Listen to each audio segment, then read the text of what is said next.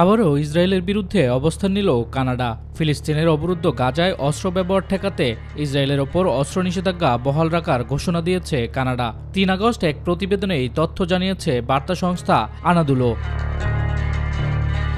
প্রতিবেদনে বলা হয়, কানাডার পররাষ্ট্রমন্ত্রী আনিতা আনন্দ গাজায় অস্ত্র ব্যবহার ঠেকাতে একটি বিবৃতি প্রকাশ করেন।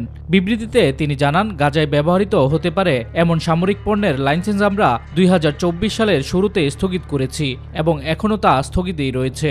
কোনো নতুন লাইসেন্স অনুমোদন করা হয়নি।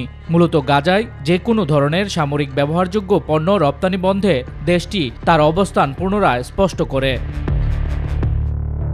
সম্প্রতি গত ২৯ জুলাই প্রকাশিত এক প্রতিবেদনে দাবি করা হয়, কানাডা থেকে ইসরায়েলে এখনও অস্ত্র যাচ্ছে। শাইনি চুলে এখন হবে সব হেয়ারস্টাইল।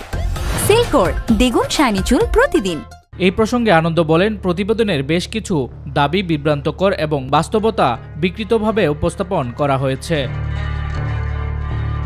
আনন্দ জানান, কোনো প্রতিষ্ঠান যদি বৈধ লাইসেন্স ছাড়া সামরিক সরঞ্জাম রপ্তানি করে তাহলে তাদের বিরুদ্ধে আইনানুগ ব্যবস্থা নেওয়া হবে, যার মধ্যে জরিমানা, জব্দ ও ফৌজদারি অভিযোগও অন্তর্ভুক্ত রয়েছে।